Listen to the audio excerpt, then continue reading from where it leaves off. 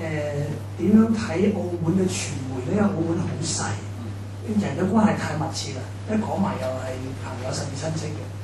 咁樣會唔會即係喺做新聞嘅時候咧，會太多情面喺度咧，會影響咗自己個專業判斷，或者甚至好多嘢係收埋咗喺私下傾偈就講，但係寫出嚟見街坊又唔敢寫咁啊。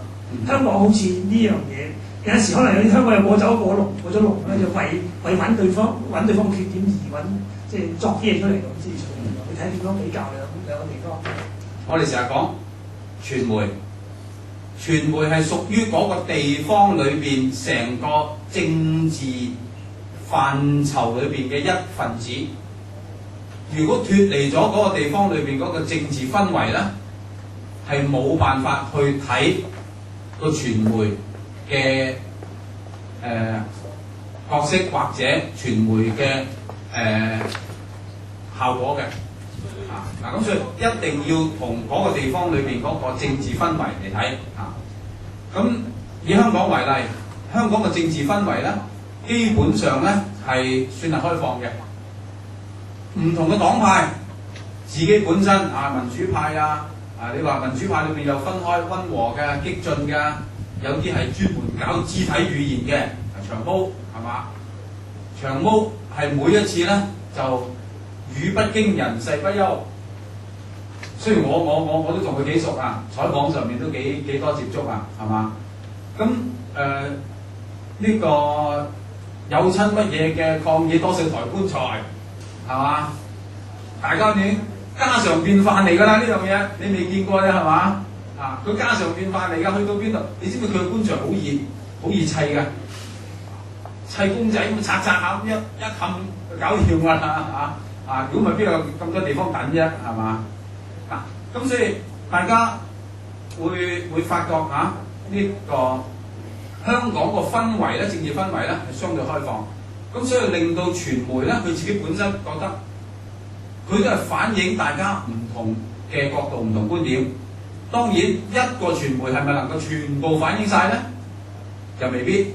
可能每個傳媒自己本身都有一定嘅偏向，或者有一定嘅立場，係嘛？咁所以咧，我哋成日講咧就係話，睇下你呢個地方能唔能夠提供一個我哋稱之為總體平衡嘅空間。總體平衡就係話，你一個傳媒偏呢邊，一個傳媒偏呢邊，唔緊要。你每個傳媒自己本身都有一定嘅偏向，只不過係話成個社會裏邊嘅傳媒係咪同時傾向一個，即係偏向一個傾向？係咪咁咧？香港唔係所以香港你冇辦法壟斷個傳媒，就係咁解。雖然政府係可以影響，甚至上有啲財團可以影響，但係而家已經好難㗎啦。包括喺國內已經好難，因為 internet 互聯網、短信、消息渠道已經打破晒過去嘅禁制㗎啦。咁所以大家如果睇澳門咧，以後睇傳媒咧就唔係單單睇報紙，因為呢個係涉及到澳門整體嘅政治氛圍啦，係有一定嘅即係歷史原因，係嘛？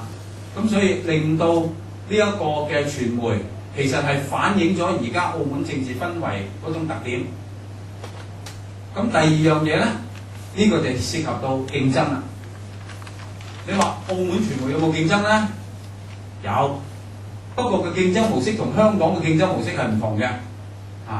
香港嘅競爭模式咧，就係你有你嘅手法，你係服務大眾定係服務小眾咧？你係服務工商界定係服務普羅大眾咧？你嘅表達形式係嘩眾取寵，定係話我係踏踏實實、客觀而言？各有特色。